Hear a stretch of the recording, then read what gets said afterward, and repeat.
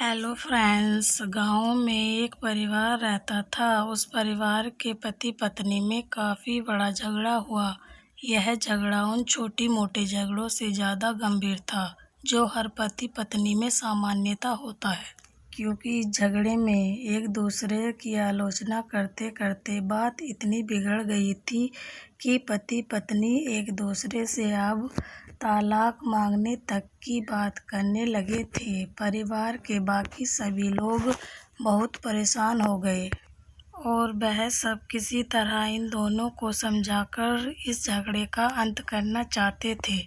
जब सभी के प्रयास काम न आया तो वे लोग पति पत्नी के इस जोड़े को घर के सबसे बुजुर्ग सदस्य यानी दादी जी के पास ले गए।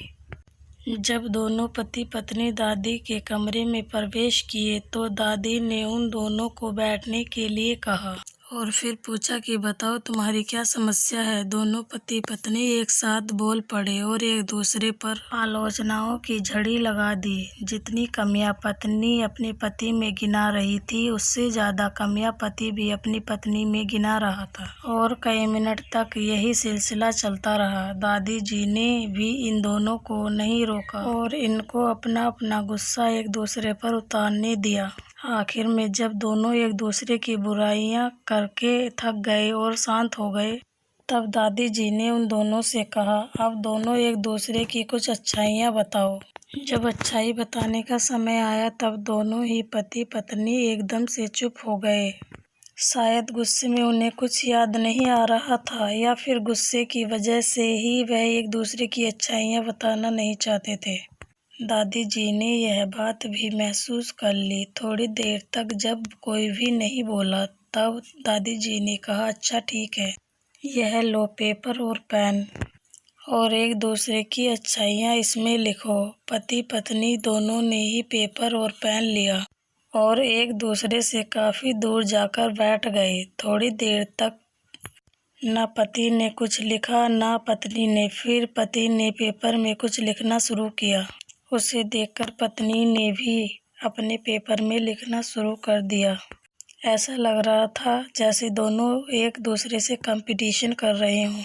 काफी समय तक दोनों ने पेपर में लिखा और जब पेपर लिखावट से भर गया तब दोनों ही अपना अपना पेपर लेकर दादी जी के पास उन्हें देने के लिए गए। दादी जी ने उन दोनों के ही पेपर लेने से मना कर दिया और कहा कि अपने अपने पेपर एक दूसरे को दे दो और अब एक दूसरे के पेपर पढ़ो। पति ने पत्नी को और पत्नी ने पति को अपने पेपर दे दिया। वे एक दूसरे के पेपर पढ़ने लगे। थोड़ी देर बाद पति और पत्नी दोनों की ही आंखों में आंसू थे। पेपर में अपने बारे में लिखी अच्छाइयाँ पढ़कर पत्नी तो फूट फूट कर रोने लगी।